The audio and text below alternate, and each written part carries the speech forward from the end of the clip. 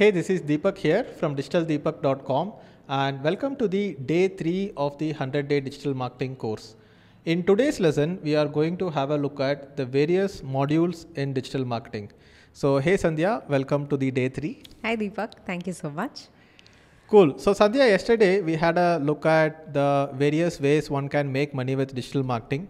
So when you look at digital marketing, we look at digital marketing from different dimensions. So yesterday we looked at the dimension of, hey, how do I get opportunities out of digital marketing? So today the other dimension that we are going to look at is that what are the components inside digital marketing that you need to learn and master so that you can become a good digital marketer. So do you remember the T-shaped digital marketer that we talked about yesterday? Yes. Yeah. You taught us that you need to know a little bit of everything. Just like if you want to be a car mechanic, you need to know everything about the car, little by little at least, so that you can specialize in one area of the mechanic of car. Yes. Yeah. So that way, when you look at the different modules, we had like a little bit of visibility on there are different components like content marketing, paid marketing, email marketing, and so on. So today we will go and have a look at an exhaustive list of all the components that are available in digital marketing. So before we get into this particular area, let's quickly have a look at the amount of views that the previous two videos have got. Are you excited to have a look at that? Yes. All right. So let's look at the video analytics of the video that we posted yesterday. So this particular video has got around 2,200 views. Wow. And okay. within one day, this is not even 2 days. It has added 49 new subscribers for our channel. And here you can see YouTube recommendations is actually the #1 source right now, more than external. So YouTube algorithm is picking up that, hey, users are loving the videos from this particular channel. And let's start giving more traffic to this particular channel. The audience retention statistics are not available right now. It usually becomes available after 48 hours of publishing the video. Okay. So here we can also look at some of the comments and look at the comments that I have not responded yet. And pretty good comments that we have got so far. People are finding it extremely valuable because the second lesson was actually in depth compared to the first lesson. Yes. Right? First was just the basics. Yeah, and just getting introduced to people and saying hi, and we just talked about what is digital marketing. That's all. In the second lesson, it was much more in depth, and people have like much better quality of comments here. And here you can see all these comments, and most people are excited to watch the entire 100-day course, which also gives us motivation to go ahead and complete the 100 days. It's a very big project. We are just in day 3 and after completing today, we have just completed 3% of the entire course. So I hope we keep that in mind. And here also you can see I'm very excited and eager to watch all the 100 episodes. Yeah. Yes. So one more thing that I would like to request our viewers is that if you have any questions or doubts, please go ahead and leave a comment in the YouTube video itself so that we can cover those questions in the future videos. Yes. Yeah, that will be very helpful for the audience as well, Yes. right? Cool. So let's quickly go over the modules of digital marketing. I don't want you or the students to get overwhelmed by looking at this exhaustive list, but people need to know what they are getting into when it comes to digital marketing. For example, if you go into any field of study, you will know that there are different components to the study. Like for example, if you are learning medical or legal or engineering, let's say engineering, within engineering you have mathematics, engineering mechanics, and so on and so forth, right? So what are all the topics that are there in digital marketing? It's kind of the syllabus, right? So we don't have enough time to cover each and every topic here in depth, and that's why we have 100 days to this course, and in the future lessons we will cover each and every topic very much in depth. There might be multiple lessons and multiple days for each and every topic here.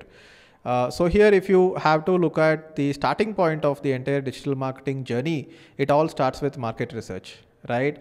Because without understanding what is the market and how the market is built, who are the people in the market, what are the needs in the market, you can't really succeed with digital marketing because it's like, let me give you an example. If you are, let's say, putting up a lemonade stand or let's say a poha stand for that matter, right? And there are multiple factors which will determine the success of your particular small business establishment. So what do you think those components will be? What defines the success of your poha stall? Quality of food, Yeah. hygiene, Hygiene. Taste. Okay. What else? Price. Price. Okay, so this is the general answer that everybody gives when I ask like what determines the success of your lemonade stand or poha stall or whatever it might be. But the biggest factor that determines the success of this particular thing is that are you in a location where people are hungry? Yes, exactly. Right? Even if you have lower quality food, even if your price is high, and even if it is not that tasty, but if you are serving a hungry market, you will be able to sell. Got it? So that is why market research is very important. As entrepreneurs, we are basically filling a gap in the market. And unless we understand the gap in the market, we will not be able to serve that market and fill that gap. And without having any gap to fill, you will not be able to actually make any money. So that is why the entire process starts with something called developing an ICP, which stands for Ideal Customer Persona. And you need to understand who your target market is. Like for example, within my target market, I have students, entrepreneurs and professionals. And somebody who is a student might be called Rahul, right? I will just put a name to it. Who is Rahul? So Rahul is a 22-year-old living in a metro city and has a two-wheeler, has an Android phone, his income is this much, this is what he wants to do. So all those details I put down to understand who is my ideal customer persona. And having an ideal customer persona helps you develop the marketing message in a proper way. Because if you don't develop the marketing message in a proper way, then you will not be able to address the audience properly and they won't respond to your entire content. Yeah. Right? So now I am creating this 100-day marketing, digital marketing course. I have a fair idea about who my audience is, right? There are a lot of students who are watching this, a lot of working professionals who are watching this, a lot of people who are business owners who are watching this. So I need to make the content in such a way that it serves all of them. Okay. Otherwise, the content will not get any views, right? And tomorrow, even if I create products, I need to develop it for my ideal customer persona. This also brings into the discussion the topic of niche selection, because it's not just about product market fit, it's also product market founder fit, right? Are you suited to serve this particular market? Okay. Yeah. So have you read this book, Ikigai? Yeah. So have you, what do you know about it? Like, can you tell me a little bit about that? So Ikigai says that, don't just follow your passion blindly. Follow your passion that can make you money and that has some demand in the market. Yes, exactly. So I have a talent, I have a passion for playing guitar, but I don't have any talent in playing guitar, right? So that way, if I don't develop my passion into a talent, I cannot serve the market. But you need a passion to spend a lot of time in a particular thing so that you can develop talent in it. And at the same time, there should also be a viable market for it, right? So when you think about a particular type of art that you are very good at doing, but nobody wants to learn that and nobody wants to buy your art, then you have passion, you have talent for something. But if the market opportunity is not there, then you cannot make money from it. Exactly. And then you won't be able to, survive because you're not making money, and then you can't make art. Yeah, exactly. Right? Because you need to pay your bills. So you need to be doing something that pays you. Otherwise, you cannot continue your passion. Yeah. Unless you are like already a multimillionaire, retired, and you can keep doing your passion for the rest of your life. But even then, if you are just having passion and talent in something, but nobody wants it, then what's the point of making it anyway? The satisfaction comes from creating something that people want. Yeah, the validation comes from people wanting your product. Even artists who spend like a lot of time sitting in a room and spending days, drawing something, they eventually want to show it to the world and they want the world to appreciate it. Yes. That's a core component of art itself. So to select your niche, you can think about your inclinations. What were you interested when you were in your childhood, when you were growing up? So that helps in niche selection. And I will just quickly cover all these topics because we want to cover all these things in this particular video. In the future, we will go, one by one in depth, right? So now another way to understand the market and what is needed in the market is to do keyword research. So to do keyword research, we have tools like answerthepublic.com, Uber Suggest, Google Auto Suggest. So all these tools helps you understand what people want. Like for example, let's say some people want to learn art and you don't have any idea what is it that they want to learn. So I will just go to google.com and here I will search for, let's say, learn art and put space. So now you can see some keywords here. learn art for therapy, learning art academy, learn art online, learn the art of storytelling, learning art for beginners, learning art history, and you can start getting some ideas like that, right? So if I say learn digital marketing free, learn digital marketing from scratch, and there are different cities, people want a certificate, a lot of people even asked for this 100-day course whether I am giving a certificate. So basically Google is showing all these keywords because people are searching for it. Okay. Right? So if I go ahead and search for what to learn in, right? What to learn in free time, what to learn in Excel for data analysis, what to learn in cloud computing. If I just take cloud computing, then I can say cloud computing meaning, courses, interview questions. So you can keep doing this to understand what the market wants. But in Google Auto Suggest, you will not get any metrics around it on what people actually need. So for that, you can go ahead and search in answerthepublic.com. So this is another keyword research tool owned by this digital marketer called Neil Patel. And if I can search for something like digital marketing in India, then I will get a keyword map like this. And this particular keyword map shows you, different categories are, will, what, how. So let's say I go for the how part. So within the how part, how digital marketing works. How is digital marketing different from traditional marketing? How digital marketing works in India? How digital marketing helps small businesses? So these are keywords that people are already searching for. So if I click on that, it says how digital marketing helps in small businesses. Then here I can have more keyword ideas. So this is a very good way to do market research, and people should be spending maybe 15 minutes to 30 minutes a day, every day doing market research. Otherwise you will not know what the market wants. So this has become a habit for me. I keep doing market research and understanding trends, what is coming up, what is new in the market and everything. And then you have tools like Uber Suggest. I think for now, Answer the Public should be more than enough. So that is how you do market research and keyword research especially. I think we will create a separate lesson on keyword research in the future, because keyword research is very important.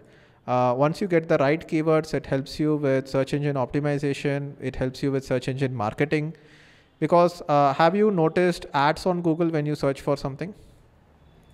Yeah. I think So these days, like the first 3-4 searches on Google are all ads. Yes. Like for example, if I search for cloud computing, I can see ads here. There is one ad and then there are organic results because it's a very broad keyword. So if I search for learn cloud computing, then I can see 4 ads here. So many ads. So this is called a long tail keyword. Those topics we will cover more when we do a separate lesson about keyword research. But this particular long tail keyword will have more ads and more competition for it because it's very specific. Like for example, somebody is searching for, let's say, running shoes. Then it's very generic, broad keyword. But however, if I search for running shoes for men under 1,000, then it's a very specific one, which means that people are more likely to buy something when they search for something specific. So it's called a long tail keyword. Okay. So there is a lot of science behind it and the techniques behind it, which we will cover in the future lessons. You also need to do competition research. Who are the ones who are making money? How are they doing it? And also looking at the negative reviews of your competitors becomes a very important factor of your market research, because negative reviews are coming for a competitor because there is a gap in the market. Yeah. And then if you provide exactly what the gap is requiring, I think you can make really good business out of it. Yes. A lot of people have built businesses just looking at the negative reviews of competitors. And then there is something called social media listening, where you basically observe general trends on Twitter, LinkedIn, Instagram, and just look at, hey, what's new? Like for example, right now you have AI, ChatGPT, and a lot of new things keep coming up, right? So you need to use social media a little bit, but with caution, because we don't want to get addicted to social media and become a consumer of social media. We just want to use social media to do research. So this is one area of digital marketing. A lot of internships and jobs are available in this particular area, where people are just going to do keyword research, market research, competition research, and just keep observing the trends and the opportunities in the market. And in fact, in the future, I will have a full-time position just for market research within my company, where one person is just responsible for doing market research and competition research. right? So understanding where to compete is half your success. Yeah. Exactly. So the next part of digital marketing, and one of the most important part, is content marketing. Within content marketing, we can say blogging, YouTube, email, newsletters are the three major areas of content marketing. I'm a blogger. I blog on digitaldeepak.com. I'm a YouTuber. These videos are being published on YouTube, and I also do a lot of email newsletters where I write about industry specific topics and send it to my email. You can also add a forum or a community in content marketing, because if you have an online community where people are asking questions and you are answering them, then that becomes content marketing as well, because it gets visible for other people as well. So unless you put out content out there, then you will not have any attention coming to you. Yeah, right? yeah. And can you tell me what are the traditional methods of content publication? Traditional methods? Yeah, before digital marketing. Newspaper, magazines. Yeah, newspapers, magazines. What else? Radio. Yeah, radio, and television. Right. So I will just put this in italics, because these are the old methods of marketing. And when you look at all these channels, the primary thing that people did in these channels was actually publish content. And content is what gets the attention. Without content, you cannot get any attention. And without attention, you cannot advertise or sell anything to them. So earlier, corporates, companies who were creating products and services had the option only to advertise in newspapers, magazines, radio and television, because there was no other option. There was no other place where content was being published so that they could go and interrupt them and display a message in front of an audience. So now you have blogging, YouTube, email newsletters, forum and everything, where every company can become a media company by themselves.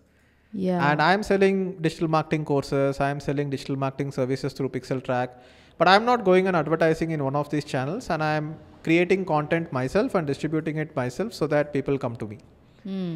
Got it? So content marketing is very important in this day and age, because every company becomes like a media company. So the founder of HubSpot, his name is Dharmesh Shah, and he told a quote that in every media company there was software inside it, but in every software company there is a media company inside it. Right? Because you have to advertise, you have to create content, draw people's attention to you.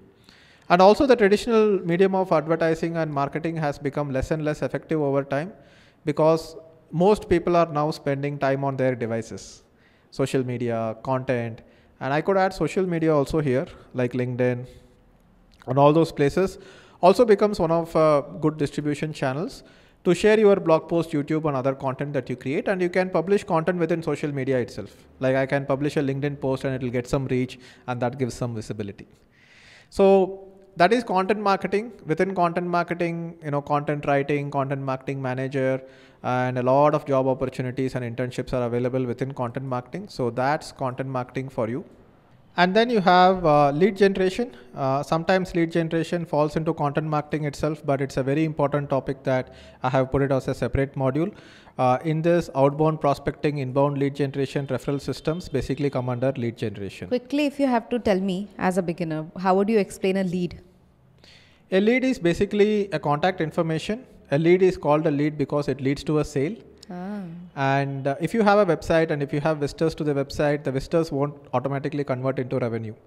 Before the visitors convert into customers, they need more information about the product or service that you are selling. And basically, a lead can also be defined if it is just an email. If somebody comes to your site and subscribes for your newsletter, it's a lead.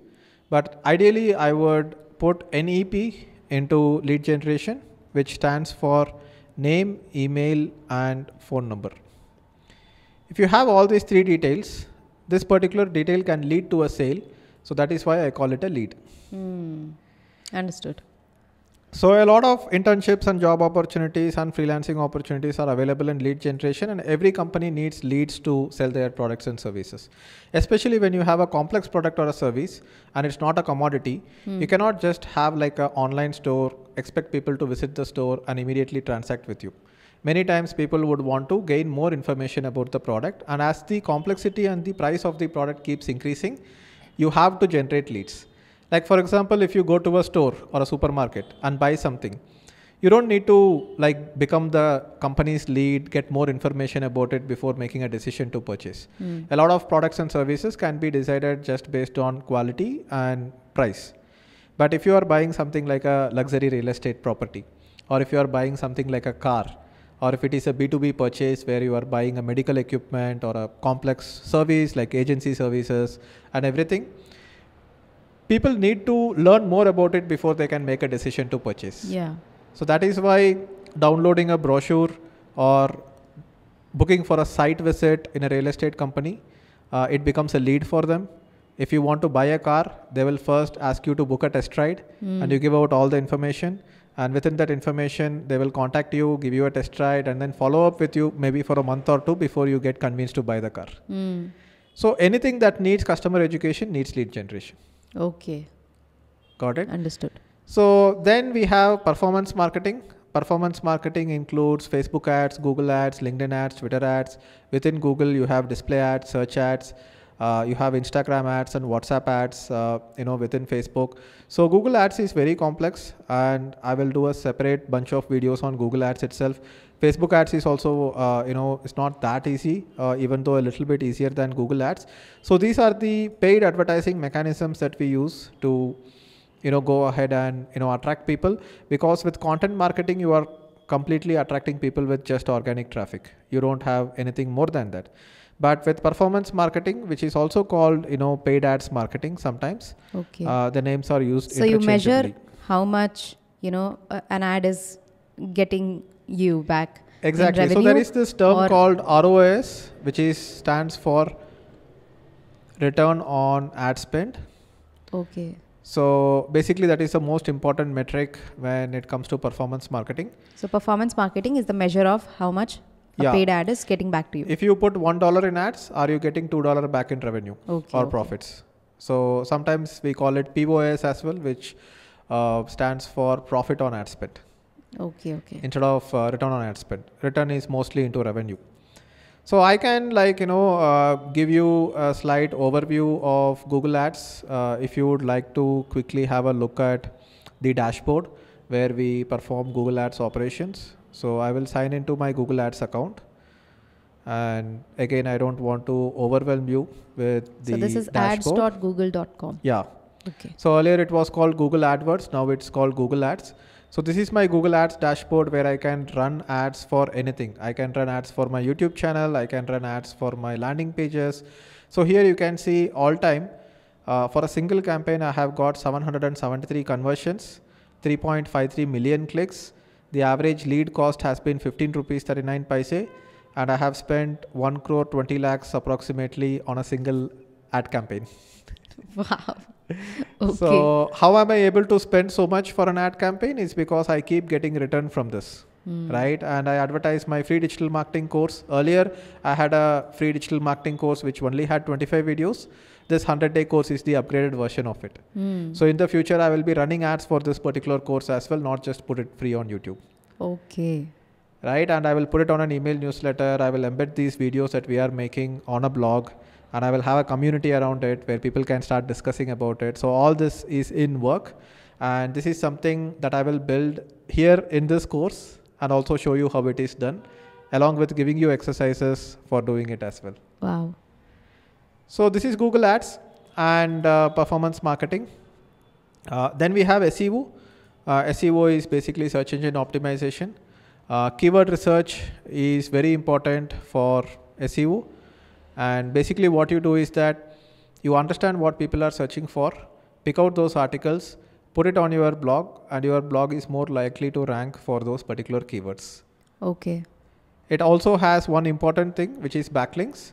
The more links a particular website has, the more likely it is to rank.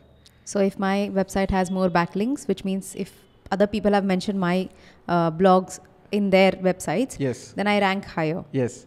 Okay. So there are many tools for SEO. One tool is called Ahrefs, which measures how many backlinks you have and all those metrics. So I will quickly show that to you as well. So if I go to ahrefs.com, so this particular tool helps you understand how many backlinks that you have for your site. And this tool is a very famous tool that is used by SEO experts. So this is a company that has been completely bootstrapped and extremely successful. So here you have something called Site Explorer, Keyword Explorer, Site Audit, Rank Tracker. So SEO itself is like, one of the verticals that you go in, and SEO experts get paid a lot if they can handle the SEO of a particular company. So you have to sign up. It costs $99 a month. It's a paid tool for this, and there is a lot of things within Ahrefs itself that it would take a lot of time for me to cover. So I will just skip through this. Maybe Ahrefs can be a separate tutorial for a day. Yes. I will also quickly show you Google Analytics. Data analytics is a separate field of study in itself. And Google Analytics is one of the important parts of it. So within Google Analytics, if I have to track, what people are searching for and how they are finding my site, I can do that. So I told you about SEO. And if I have to find out how many people are visiting my site through the search engine, I can go into acquisition, click on overview. And this is for the past 30 days or the past 1 week actually. I can go ahead and check for the last 30 days, click on apply. So this is the traffic that digitaldeepak.com has been receiving from different sources of traffic. So direct, email, social, referral, just like you saw YouTube Analytics, this is showing blog analytics. Okay. And if I click on organic search, these are all the traffic that has come from the search engine directly because people searched for something. So here you can see that digitaldeepak.com blog is getting around 150 to 200 visitors a day for free from the search engines. Oh, so are they searching for Digital Deepak or they are searching for any of the topics that you have mentioned in your blog? They are searching for a specific topic within my blog. Okay. And some of the keywords are available here, but most of the keywords will come into the category of not provided. And there is also a way to find out what people are searching for to come to your site within Google AdWords, which I will cover in the future lessons. Done. All right. So again, that is an overview of SEO. Then you have social media marketing and community management. Again, I would kind of put community into social media because you have to create your own social group, not just depend on Facebook, YouTube, and all these other platforms, because you can be deplatformed, right? Your account could get banned. Yeah. Tomorrow the algorithm could change and your reach might start decreasing. So all those problems are there when it comes to using other social media sites. And that's what I showed you yesterday, if you remember, that most of the traffic for the first video came from my email list. Yeah. Which is from my own community, which is held in my email list, rather than depending on YouTube algorithm to get the views. And one of the benefits of doing that is that when YouTube starts observing that, hey, people are really finding this video useful, they are watching the video, they are commenting on it, YouTube also gives you extra distribution within YouTube itself. Oh, nice. So your paid advertising actually starts giving you more better returns, momentum for your social media reach as well. So that is why you cannot ignore one part and just focus on one part, right? You have to kind of use everything in combination. So long back, I had published this article called Integrated Digital Marketing. And I will just search for Integrated Digital Marketing, Digital Deepak. Here you can see Content Marketing 2.0 Integrated Digital Marketing. This was published on April 20th, 2013. Almost 10 years back, right? By April, it will be 10 years. And here I talked about how the major components of digital marketing feed into each other. Okay. So you have content, then you have email list, then you have search engine, then you have social media. What a lot of people do is that they run ads and they try to get traffic to sales directly. And they expect that, hey, people will just discover your products and services and come and buy immediately. But if you put them through content, if you nurture them through your email list, if you have a community around it, and if you have search engines driving traffic to you, if you have social media driving traffic to you, everything will start feeding on each other.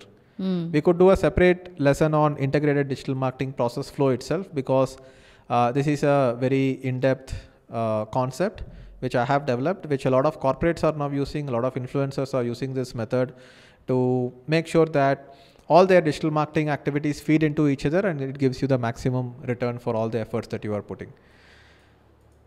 Then you have marketing automation. Within marketing automation, you have email marketing, website personalization, retargeting, and WhatsApp automation.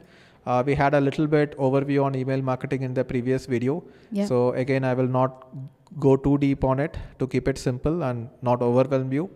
Within data analytics, you have Google Analytics and some tools like Hotjar and Lucky Orange. So I will just quickly show you what Hotjar can do for you.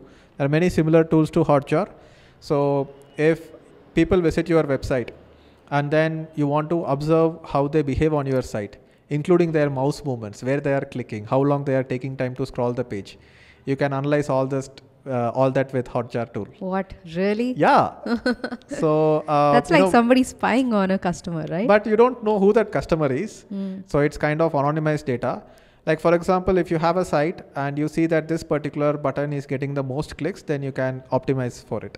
Okay. So Hotjar and data analytics like this helps you, understand how to optimize your site for better conversions, which again comes under conversion rate optimization. Okay. So a lot of editing on your site and the way your site layout is done can be done with data-based decision making rather than an assumption. So this comes under data analytics. We could have a separate lesson on Hotjar. And in this particular course, as I am teaching you how to install your own website, we will also install Hotjar on it, Google Analytics on it, and you will actually get to experience all this and gain experience rather than learning passively. Wow. Then you have influencer marketing, which you might have heard about, contacting influencers and asking them to promote your products or services. You have conversion rate optimization, which is again understanding the data and making sure that you get better conversion in each and every stage of the funnel. Can you simplify it a little bit? Okay, so let's say you run an ad for a particular page. The page is a landing page where you can generate leads. Then there are 10,000 people who see the ad, and let's say 1% people click on it, which means 100 people click on it. 100 people come to your site, and out of 100 people, let's say 20 people enter their name and email ID and subscribe. So now you have 2 points of conversion. You have the impression and impression to actual click ratio, which is called CTR. So click through ratio. So that is 1%. So 100 people are coming to your site, and out of 100 people, 20 people are opting in, which means that the click to actual lead conversion ratio is 20%. 20%. Okay. Now to optimize the funnel and to get better returns out of all this, you can optimize this by basically putting a better ad, putting a better copy. Now if you increase your click-through ratio from 1% to 2%, instead of getting 100 clicks, you are getting 200 clicks. Okay. And if you improve your landing page conversion ratio from 20 to 30%, you are improving the conversion ratio. So instead of getting 20 leads, you are getting 30 leads. Oh, so are you going to teach us how to improve those rates? Yes. Okay. I'm going to teach all that in the future lessons. So if you improve the conversion click-through ratio from 1% to 2%, and if you improve the landing page conversion ratio from 20 to 30%, in the first case, you are getting 20 leads out of 100 clicks. But in the second case, you are getting 60 leads. So now you have 3x the number of leads that you have generated. And if your lead to payment conversion ratio remains the same, with doing these two optimizations in the stages of the funnel, you have actually 3x to your revenue. Okay. So there are micro optimizations that you do in the entire stage of the funnel. You have to have a better copy, better ad copy, better click-through ratio, better landing page conversion ratio. Then you should have better email open rates, better webinar show-up rates, better sales show-up rates, better conversion ratio on the sales call, and then better retention. All this you have to do optimization in each and every stage of the funnel, which helps you improve the revenue overall, and all that comes under conversion rate optimization. Okay, this is a little overwhelming, but I guess we'll catch up. Okay, we will catch up with it in the future. Yeah. Copywriting again helps in conversion rate increasing because you have to write good ad copies. So sales pages, ad copies, brochures, book titles, everything comes under copywriting. Copywriting is slightly different from content writing, is because content writing, you write content to attract people and to engage their attention. Copywriting is focused on getting people to take action. Okay. So if you have a sales page and if you have advertised a product on the sales page, you have to write a convincing copy for people to buy it. And let's say 100 people visit a sales page and 10 people end up buying it, your conversion ratio is 10% there. If you write a better copy, the conversion ratio could become 15%. So I could put copywriting inside conversion rate optimization also, but copywriting is a very important concept which helps in conversion rate optimization, but it's a topic which has an importance of its own. Then you have sales. In sales, you can say webinar sales, one-on-one sales. You can do stage selling, and you can do email selling, or you can do landing page selling. So sales is very, very important, because if you don't do sales, you are not getting customers. If you don't get customers, you don't make profit. If you don't make profit, you cannot reinvest it into market research, content, lead generation, SEO, or everything costs time and money, right? And only when you make sales and when you get income, you will actually be able to go ahead and invest in all this.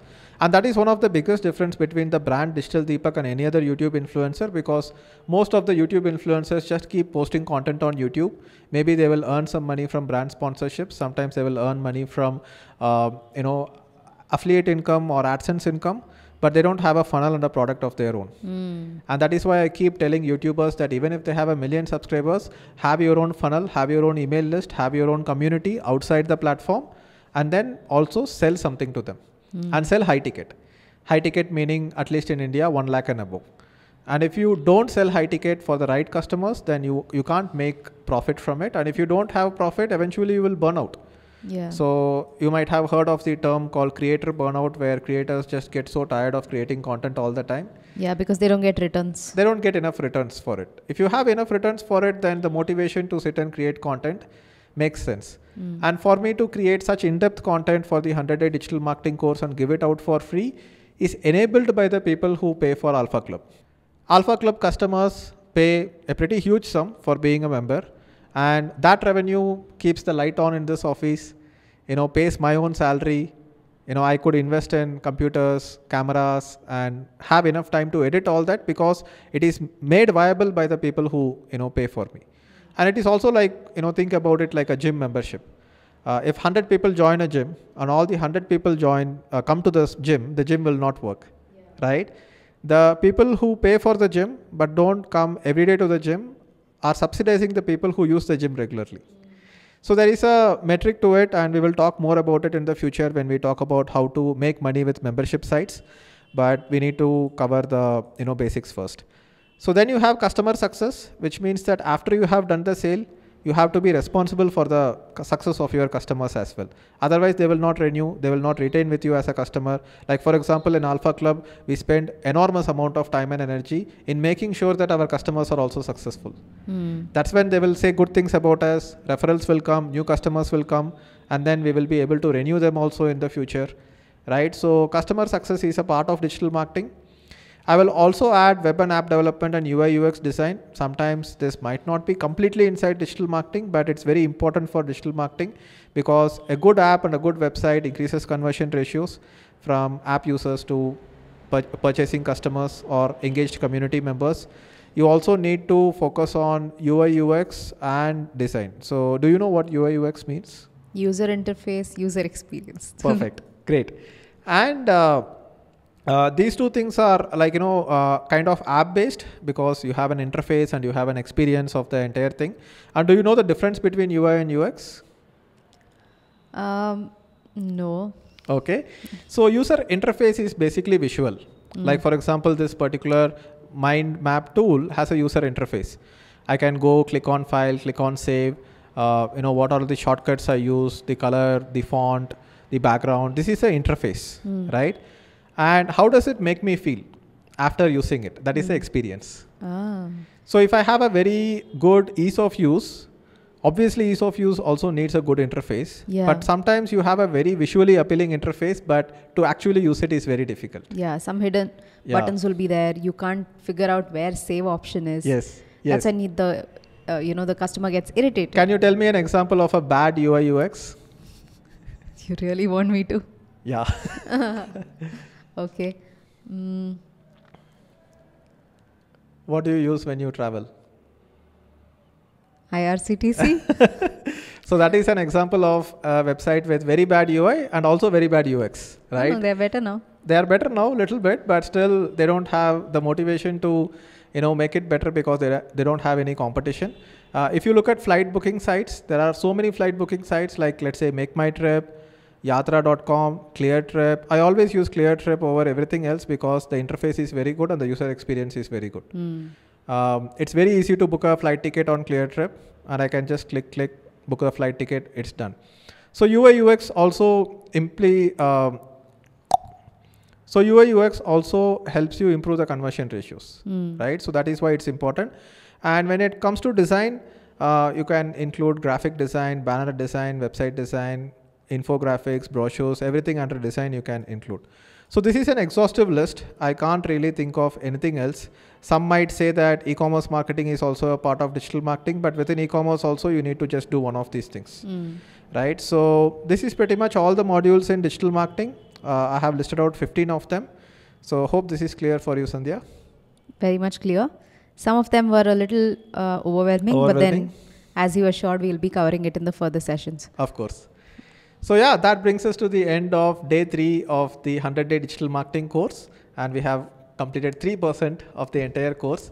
And I hope just in the first 3 days, you now know digital marketing way more than what you knew before. Yes, right? yes, exactly. You have started getting the idea about it. Yeah. It's like we are having like a 30,000 foot view on the entire landscape of digital marketing. And then we will start covering step by step. And apart from covering these things step by step, you should also implement it. Create your own website, do analytics on it, do SEO on it, and do all that. And when you actually implement, you will remember it better and you will understand it better. So I hope you are looking forward to all those activities. Always open to learning. Thank you and bye-bye. Thank you. Bye-bye.